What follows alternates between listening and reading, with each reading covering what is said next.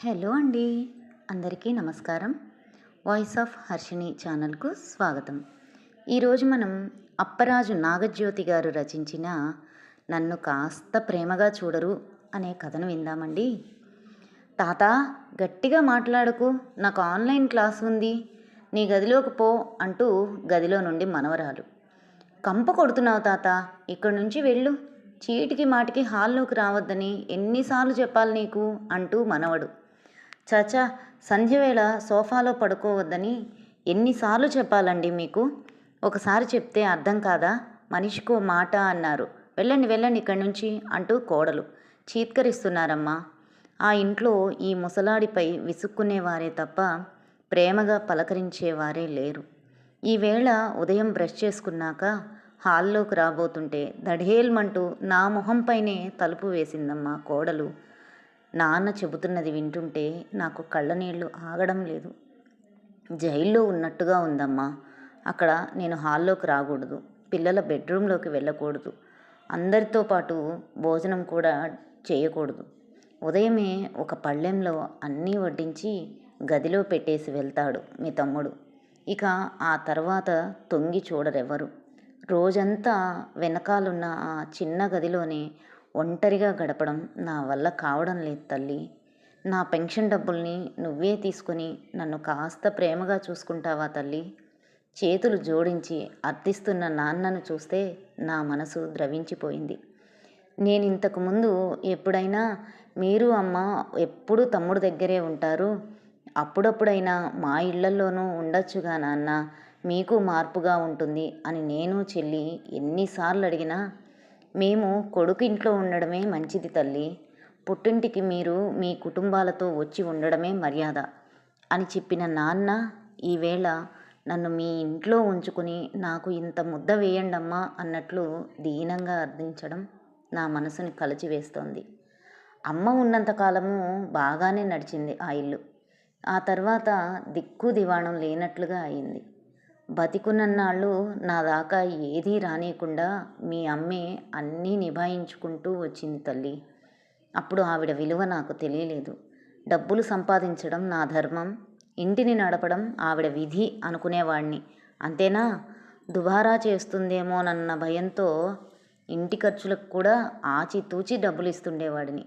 దాంతోనే సరిపెట్టుకుంటూ వచ్చేది. తన కోసం ఎన్నడూ ఏమీ అడగకుండానే వెళ్ళిపోయింది మీ అమ్మ. ఒక్కనాడు నా చేత్తో నేను ప్రేమగా ఓ చీరో చిన్నమెత్తు బంగారమో తనకి కొనిపెట్టింది లేదు. కడదాకా అలాగే బతికిందమ్మా మీ అమ్మ. నోరు తెరిచి ఎన్నడూ ఏదీ కోరని మీ అమ్మ ఆ రోజున ఇంటిని మీ తమ్ముడి పేరు రిజిస్టర్ చేయిస్తానంటే మాత్రం వద్దంటూ అడ్డుపడింది. కావాలంటే మీ తదనంతరం అని రాయించండి అంది. మగాడినన్న అహంకారంతో ఆవేళ నా భార్య మాటని నేను ఖాతరు చేయలేదు. తనకు తానే చెప్పుకుంటున్నట్లుగా నాన్న మాట్లాడుతుంటే మౌనంగా వింటున్నాను. నాకంటే 10 ఏళ్ళు చిన్నదమ్మా మీ అమ్మ. తర్వాత తను పోతుందనుకున్నానే తప్ప ఇలా తనే ముందు పోతుందని ఎన్నడూ ఊహించలేదు. పోనీలే, వెళ్ళిపోయి తను సుఖపడింది. పాపి చిరాయివన్నట్లు నేనేమో ఇలా, అంతా నా ప్రారబ్ధం అంటూ నాన్న తలబాదుకుంటుంటే, ఊరుకోండి నాన్న, కష్టాలు కలకాలం ఉండవని మీరే మాకు చెబుతుండేవారుగా, అన్నీ సర్దుకుంటాయి, బాధపడకండి, క్రికెట్ మ్యాచ్ వస్తోంది టీవీలో, చూస్తూ ఉండండి అంటూ ఓదార్చి వంటింట్లోకి వెళ్ళి పాలల్లో హార్లిక్స్ కలిపి తీసుకొచ్చి నాన్న చేతికి అందించాను. నీకు శ్రమ కలిగిస్తున్నానమ్మా. మీకు దగ్గరలో ఉన్న పాపానికి ఇలా ప్రతిరోజు మీ ఇంటికి వచ్చి నిన్ను అల్లుడు గారిని ఇబ్బంది పెడుతున్నాను అంటూ గ్లాస్ అందుకున్నారు నాన్న. అయ్యో, ఇందులో ఇబ్బంది ఏముంది నాన్న, కూతురిగా నేను ఈ మాత్రం చేయలేనా మీకోసం అన్నాను నాన్న మాటలకి నొచ్చుకుంటూ. క్రికెట్ పైన ఇష్టంతో తాత్కాలికంగా తన బాధను మర్చిపోయి టీవీలో లీనమయ్యారు నాన్న. కానీ నేను మాత్రం అలా స్థిమితంగా ఉండలేకపోతున్నాను. నాన్న పరిస్థితి చూస్తుంటే చాలాగా బాధగా అనిపిస్తోంది. అలాగని ఏం చేయాలో కూడా తోచడం లేదు. మార్గం ఏదీ కానరావడం లేదు. తమ్ముడిని మందలిస్తే నాన్న పరిస్థితి పెనం మీద నుండి పొయ్యిలోకి పడినట్లవుతుందేమోనన్న భయం. అప్పటికీ మొన్న చూచాయగా చెప్పాను వాడికి, దానికి వాడు, నా వల్ల చేయగలిగినంతా చేస్తున్నానక్క. నాన్నని నేను బాగా చూడడం లేదని మీకు అనిపిస్తే మీరిద్దరూ తీసుకెళ్ళి మీ నెత్తిన పెట్టుకొని చూసుకోండి అనేశాడు, నన్ను చెల్లిని కలిపేసి. ఇంకా గట్టిగా ఏమైనా అన్నానంటే ఆ పిసరంత బంధము పుటుక్కున తెగిపోతుందని మౌనంగా ఉండిపోయాను. నిజానికి నాన్నని నా వద్దే ఉంచుకోవాలని నాకు ఉంది. కానీ అందుకు మా వారు సుముఖంగా లేరు. మా అమ్మా నాన్నల్ని చూడడం కొడుకుగా నా బాధ్యత. కాబట్టి వాళ్ళని చివరిదాకా నా వద్దే పెట్టుకొని చూసుకున్నాను. ఈ ఇంటి కోడలిగా, నా భార్యగా నా మాటను గౌరవించి నువ్వు వాళ్ళకి అన్నీ ఓపిగ్గా చేశావు. అమ్మ పోయిన ఈ 4 మాసాల నిండేగా నీకు కాస్త ఖాళీ దొరికింది. ఇప్పుడు నీకు వయసు అయిపోయింది, ఆరోగ్యము అంతగా బాగోలేదు. మళ్ళీ మీ నాన్న బాధ్యతని నెత్తిన పెట్టుకొని అనవసరంగా హైరాణ పడకు. మీ తమ్ముడు మరదలు చిన్నవాళ్ళు, వయసులో ఉన్నారు. వాళ్ళకి ఓపిక ఉంది. వాళ్ళ పిల్లలకి వాళ్ళు అన్నీ దగ్గరుండి చేసుకోవడం చూస్తూనే ఉన్నాంగా. అదే ఓపిక, శ్రద్ధ కన్న తండ్రి పట్ల కూడా ఉండాలి. అంతేగాని నేనింతే చేస్తా, లేదంటే మీ పైన వదిలేస్తా, మీరు చూసుకోండి అనడం కరెక్ట్ కాదు. కోట్లు విలువ చేసే ఇంటిని తన పేరిట రాయించుకునే సమయంలో మీ తమ్ముడికి అక్కా చెల్లెళ్ళు గుర్తుకు రాలేదు. కానీ బాధ్యత విషయానికి వస్తే మాత్రం వెంటనే పనిచేసేందుకు సిద్ధమైపోయాడు. తల్లిదండ్రులను చూడడం కొడుగ్గా అతని కర్తవ్యం. అతని కష్టాలు అతన్ని పడని. ఎవరినీ సంప్రదించకుండా బ్రతికుండగానే ఇంటిని కొడుక్కి రాసి చేయడం మీ నాన్న చేసిన అతిపెద్ద పొరపాటు. అందుకు పరిహారం చెల్లించుకోక తప్పదు మరి అన్నారాయన. ఆయన మాటలు కఠోరంగానే ఉన్నా వాటిలో దాగున్న సత్యం నన్ను నోరెత్తనివ్వలేదు. ఇంతలో సెల్ ఫోన్ మోగితే స్క్రీన్ పైన చెల్లి పేరు చూసి ఫోన్ ఎత్తగానే, నాన్న ఎలా ఉన్నారక్క అని అడిగిందది. ఏం చెప్పమంటావులే చిన్ని, నాన్న చాలా ఒత్తిడికి లోనవుతున్నారు అంటూ మెల్లిగా నాన్న పరిస్థితి వివరించాను. నాన్నని వాళ్ళసలు ఆ ఇంట్లో సభ్యుడిగా గుర్తించడమే లేదే. నాకేం చేయాలో పాలుపోవడం లేదు చిన్ని అంటూ నాన్న బాధ్యత తీసుకునే విషయంలో మా వారి అభిప్రాయాలు కూడా ఏవీ దాచకుండా చెప్పేశాను. ఫోన్లో కొద్ది క్షణాల దాకా మౌనం రాజ్యమేలింది. అక్క, 4 రోజుల క్రితం అన్నయ్యతో మాట్లాడినప్పుడు నాన్న ప్రస్తావన వచ్చింది. నాన్నకి ఎప్పుడూ హాల్లో సోఫాలో కూర్చోవడమే అలవాటు కదా, ఇప్పుడు కూడా అలాగే హాల్లో తిరగనివ్వచ్చు కదా అని నేనంటే, హాల్లో తిరుగుతూ పెద్ద గొంతుతో మాట్లాడుతుంటే పిల్లల ఆన్లైన్ క్లాసులకు ఇబ్బందిగా ఉంటోందని, వదినకి ఓసిడి కాబట్టి ముతక పంచ, మాసిపోయిన కండువా వేసుకొని ఇంట్లో తిరుగుతున్న నాన్నని చూస్తుంటే ఆవిడికి చిరాకుతో తలనొప్పి వస్తోందని అంటూ ఇలా ఇంకా ఏవేవో చెప్పాడన్నయ్య. ఆ మాటలకి నాకు ఒళ్ళు మండిపోయి, కుక్కపిల్ల హాల్లో తిరుగుతూ సోఫాలో గంతులేస్తుంటే దాని బొచ్చు ఇల్లంతా రాలుతుంటే వదినకు పర్లేదా మరి అని నేనంటే, ఇంతకంటే బాగా చూసుకోవడం నా వల్ల కాదు. మీ ఇద్దరిని నాన్న పండుగలకు పిలిచి పుట్టింటి సారే అంటూ 5 లక్షలు ఇచ్చాడుగా, కాబట్టి నాన్న బాధ్యత మీరు సమానంగా పంచుకోవచ్చు అనేశాడు. మాకిచ్చిన 5 లక్షలు నీకిచ్చిన 2 కోట్ల ఇల్లు ఒకటేనంటావా అని కోపంగా నేను అడిగిన దానికి వాడు టపీమని ఫోన్ పెట్టేశాడు అని చిన్ని చెప్పింది. చచా, అవేం మాటలే అవి. కేవలం డబ్బులు ఇస్తేనే తల్లిదండ్రుల్ని బాగా చూసుకోవడం ఏంటి అసహ్యంగా. వింటే నాన్న చాలా బాధపడతారు. నువ్వన్నది నిజమేలే అక్క. కానీ ఏమైనా నాన్న ఆ ఇంటిని వాడి పేరున రాసేసి ఉండకపోతే కనీసం ఇల్లు పోతుందేమోనన్న భయమైనా ఉండేది వాళ్ళల్లో. ఏమిటో మనుషుల మధ్యన చివరికి మిగిలేది కేవలం ఆర్థిక సంబంధాలేనేమో అనిపిస్తోంది అంది దిగాలుగా. వాతావరణం వేడెక్కుతోందని నేనే ఇంకో మాట మారుస్తూ, మా ఆడపడుచు కూతురి పెళ్ళి కుదిరిందే, పై నెల 23న వైజాగ్లో చేస్తున్నారు. పెళ్ళికి 10 రోజుల ముందర రావాల్సిందేనని మరీ చెప్పారు.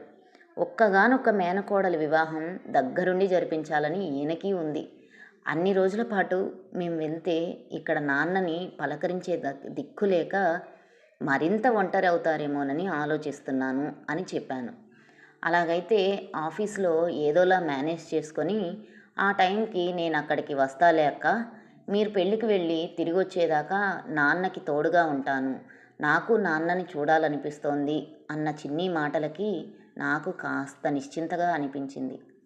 15 రోజుల తర్వాత, అక్క, మీరు పెళ్ళికి ఎప్పుడు బయలుదేరుతున్నారో చెబితే నేను టికెట్లు బుక్ చేసుకుంటాను. వర్క్ ఫ్రమ్ హోమ్ చేసేందుకు మా బాస్ పర్మిషన్ తీసేసుకున్నా అని చెప్తున్న చిన్నీని మధ్యలోనే ఆపేశాను. నువ్వు వెంటనే రావాల్సిన అవసరం లేదు చిన్ని, నీ వీలు చూసుకునే రా. ఈ మధ్యన ఇక్కడ చాలా మార్పులు వచ్చాయి. ఏమైందో తెలియదు కానీ నాన్నని వదిన నెత్తిన పెట్టుకొని చూసుకుంటుందంటే అతిశయోక్తి కాదు. హాల్లో సోఫాలో కూర్చొని హాయిగా టీవీ చూసుకుంటూ పేపర్ చదువుకుంటూ కాలక్షేపం చేస్తున్న నాన్నని చూస్తుంటే మనసుకి చాలా శాంతిగా ఉంటోంది. నిజమా, నమ్మలేకపోతున్నా. మొత్తానికి కథ సుఖాంతమైందన్నమాట అంది చిన్ని ఆనందంగా. అన్నట్లు చిన్ని, నీకు మన శంకరం పెదనాన్న గుర్తున్నారా? ఎందుకు గుర్తులేరు? నాన్నగారి పెద్దమ్మ కొడుకు.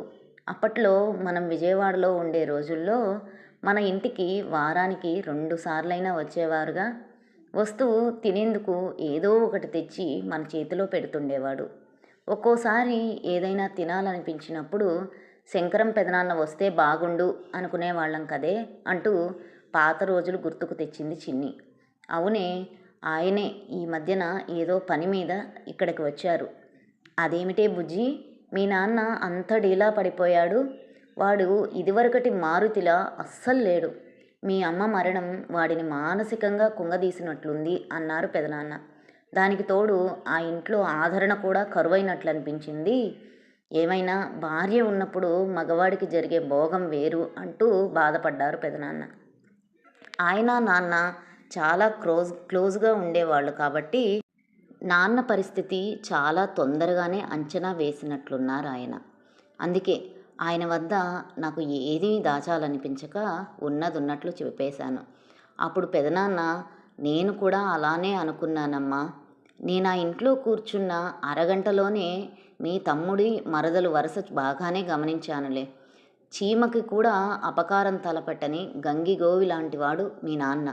అలాంటి మనిషిని తనకేం పట్టనట్లుగా ఆ దేవుడు వదిలేయలేమ్మా. అంతా మంచే జరుగుతుంది, త్వరలోనే అన్నీ సర్దుకుంటాయి అంటూ నాకు ధైర్యం చెప్పి వెళ్ళాడు ఆయన. ఏ ముహూర్తాన అన్నాడో కానీ ఆయన చెప్పినట్లే పరిస్థితి చక్కబడింది. పెదనాన్న వాక్కు అమోఘం. నేను చెప్పిన దానికి అది ఏమీ మాట్లాడకపోయేటప్పటికీ, చిన్ని, లైన్లోనే ఉన్నావా అంటూ కాస్త గట్టిగా పిలిచాను. హా, ఉన్నానక్క. ఆలోచిస్తుంటే నాకు ఎక్కడో ఏదో తేడా కొడుతోంది. అసలు అన్నా వదినల్లో మార్పుకి కారణం శంకరం పెదనాన్నేమో అని నా డౌటు. కాదు కాదు, నిస్సందేహంగా ఆయనే అంది చిన్ని. ఆయన గటికుడు, ఖచ్చితంగా ఏదో మాటల గారడీ చేసి వాళ్ళని మార్చేసుంటాడు అన్నది చిన్ని. చిన్ను ఎప్పుడూ ఇంతే, చాలా తెలివిగా ఆలోచిస్తుంది. అది చెప్పినట్లే జరిగుండొచ్చు బహుశా. నిజమేనే. ఆ తర్వాత 2 సార్లు పెదనాన్న వచ్చినట్టుగా నాన్న చెప్పారు అని నేను అంటుండగానే శంకరం పెదనాన్న నుండి ఫోన్ కాల్ వచ్చింది. చిన్ని, శంకరం పెదనాన్న ఫోన్ చేస్తున్నారే అన్నాను. ఆయనకి 100 ఏళ్ల ఆయుష్. అక్క, కాన్ఫరెన్స్ పెట్టు అంది చిన్ని. రొటీన్ క్షేమ సమాచారాలు అయ్యాక, ఏమే చిన్ని, 4 రోజుల క్రితం నీ నాన్నని కలిసినప్పుడు చిన్నప్పటి నీ అల్లరిని గుర్తు చేసుకొని తెగ నవ్వుకున్నారు. అక్క, అన్నయ్య ఇక్కడే ఉంటారు కాబట్టి ఆయనకి వాళ్ళపైన బెంగలేదు. దూరంగా విన్న నిన్నే ఎక్కువగా తలుచుకుంటున్నారు. నీకు వీలైనప్పుడల్లా, కాదు వీలు చేసుకొని మరీ వచ్చి నాన్నని చూసి వెళ్ళుమ్మా. ఈ వయసులో కన్నబిడ్డల్ని కళ్ళారా చూసుకోవడానికి మించి వాడికి కావాల్సింది ఏముంది చెప్పు? మాది పోయే ప్రాణమే కానీ వచ్చే ప్రాణం ఏమీ లేదు. పిల్లల పలకరింపులే మాకు ప్రాణం పోసేది అన్నారు. పెదనాన్న మాటలకి మేమిద్దరం చాలా ఎమోషనల్ అయ్యాం. చిన్ని అయితే ఏడ్చేసింది. నువ్వు చెప్పింది నిజమే పెదనాన్న, తప్పకుండా వస్తాను. ఎప్పట్లా వారం 10 రోజులు కాకుండా ఈసారి నెల రోజులు ఉండేటట్లుగా వస్తాను అన్న దాని మాటలకి పెదనాన్న చాలా సంతోషించారు.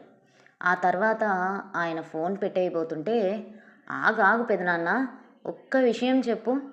ఏం మంత్రం వేసి మా అన్నా వదినల్ని మార్చావు? వాళ్ళిప్పుడు మా నాన్నని నెత్తిన పెట్టుకొని చూస్తున్నారని అక్క చెప్పింది అంటూ ఆత్రంగా అడిగింది చిన్ని. దాని మాటలకి పెద్దగా నవ్వేసి, మంత్రము తంత్రము ఏమీ లేదమ్మా. అయినా పెద్ద చదువులు చదివి విదేశాలు తిరుగుతున్న నీకు మంత్రాలకు చింతకాయలు రాలవని తెలీదా ఏంటి? దేనికైనా సమయం రావాలంతే అనేసి ఫోన్ పెట్టేశారు పెదనాన్న. హతోస్మి. అయితే అన్నా వదినల్లో మార్పుకి కారణం ఇక చిదంబర రహస్యమే అంది చిన్ని. అయితే అనుకోకుండా మరుసటి రోజే ఆ చిదంబర రహస్యం బట్టబయలైంది. కూచిమంచి శంకరం గారికి జీవిత సాఫల్య పురస్కారం అంటూ ఉదయమే దినపత్రికలో వచ్చిన వార్త వెనక నా కళ్ళు పరుగులు తీశాయి. 7 వయసులోనూ అలు పెరగకుండా సంఘసేవ చేస్తున్న మహనీయులు కూచిమంచి శంకరం గారు. కన్న తల్లిదండ్రుల్ని వృద్ధాప్యంలో అలక్ష్యం చేస్తూ వారి ఆలనా పాలనా చూడకంగా కర్కోటకంగా ప్రవర్తిస్తున్న ఈ తరం పిల్లలెందరినో ఆయన తనదైన శైలిలో దారికి తెచ్చారు. ఆస్తులని తమ పేరుట గిఫ్ట్గా బదలాయింపు చేసేదాకా ప్రేమగా ఉన్న పిల్లలు ఆస్తి ఒక్కసారి వాళ్ళ సొంతమైన తర్వాత తల్లిదండ్రుల్ని పట్టించుకోకుండా వదిలేస్తున్నారు. కొంతమంది కొడుకులైతే మరింత నిర్దాక్షిణ్యంగా గజ్జి కుక్కల్ని దూరంగా వదిలేసిన చందాన వృద్ధులు, నిస్సహాయులు, బలహీనులు అయిన తల్లిదండ్రులకు మాయమాటలు చెప్పి తీసుకెళ్ళి తెలియని స్థలంలో వదిలేసి మా వాళ్ళు కనిపించడం లేదు అంటూ తూతూ మంత్రంగా పోలీస్ స్టేషన్లో ఫిర్యాదిచ్చి చేతులు దులిపేసుకుంటున్నారు. ఇటువంటి సంఘటనల్ని దృష్టిలో పెట్టుకొని భారత ప్రభుత్వం వృద్ధుల రక్షణ కోసం ఎన్నో చట్టాలు చేసింది. కోర్టులు కూడా ఈ విషయంలో వృద్ధులకు అనుకూలంగానే తీర్పులు ఇస్తున్నాయి. అలాంటి చట్టాల్లో ఒకటి, ఆస్తిని పిల్లలకి గిఫ్ట్ డీడ్గా ఇచ్చేసిన అనంతరం ఆ పిల్లలు తల్లిదండ్రుల బాగోగులు సరిగా చూసుకోకపోతే ఆ గిఫ్ట్ డీడ్ని రద్దు చేసుకునే వెసులుబాటును కల్పిస్తోంది. అయితే దాని గురించి చాలామంది వృద్ధులకు తెలియదు. అందులో కొంతమందికి తెలిసిన కన్నబిడ్డలకి వ్యతిరేకంగా కోర్టుకెక్కేందుకు వాళ్ళు ఎంత మాత్రమూ ఇష్టపడడం లేదు, సాహసించడం లేదు కూడా. అలాంటి వారికి ఈ చట్టాల గురించి వివరించి వాళ్ళల్లో ధైర్యాన్ని నింపి అండగా నిలబడి వాళ్ల తరపున పోరాడటం అనే మహత్కార్యాన్ని శంకరం గారు తమ భుజస్కంధాలకెత్తుకున్నారు. ఈ పోరాటంలో ఆయనకి తోడుగా కొన్ని ఎన్జిఓలతో పాటు కొందరు లాయర్లు నిలబడుతున్నారు. గత కొన్నేళ్లుగా వృద్ధాశ్రమాలు, రైల్వే స్టేషన్లు, బస్టాండ్లు ఇలా చాలా ప్రదేశాల్లో స్వయంగా తిరిగి ఆయన తన దృష్టికి వచ్చిన వృద్ధులకి శంకరం గారు చట్టరీత్యా న్యాయం జరిపించారు. నిజంగా చాలా కేసుల్ని కోర్టు దాకా రానియకుండానే తన మృదువైన మాటలతో, చిన్న బెదిరింపులతోనో పరిష్కరించారాయన. ఆ మహనీయుని పుణ్యాన ఈవేళ ప్రశాంతంగా జీవితాన్ని గడుపుతున్న వృద్ధులంతా ఏకమై భగవంతుడు ఆయనకి 100 ఏళ్ల ఆయుర్దాయాన్ని ప్రసాదించాలని దీవిస్తూ తలపెట్టిన ఈ సన్మాన కార్యక్రమానికి మనసున్న వారంతా ఆహ్వానితులే. అదండి సంగతి. తనకు ఏ సంబంధమూ లేని వారి శ్రేయస్సుకే అంతలా పాటుపడుతున్న శంకరం పెదనాన్న తన తమ్ముడు, ఆత్మీయుడు అయిన మా నాన్నని అన్యాయం జరుగుతుంటే చూస్తూ ఊరుకుంటాడా మరి? శంకరం పెదనాన్న లాంటి పెద్దలు ఈ భూమి మీద ఉన్నంతకాలము నన్ను కాస్త ప్రేమగా చూడరు అంటూ కన్నబిడ్డల్ని అర్థింపవలసిన దౌర్భాగ్యం ఏ తల్లిదండ్రులకు కలగకూడదు. విన్నారు కదండి. ఈ కథ మీకు నచ్చినట్లయితే లైక్ చేయండి, షేర్ చేయండి, నా ఛానల్ని సబ్స్క్రైబ్ చేసుకొని నన్ను ఎంకరేజ్ చేయండి. ఉంటానండి.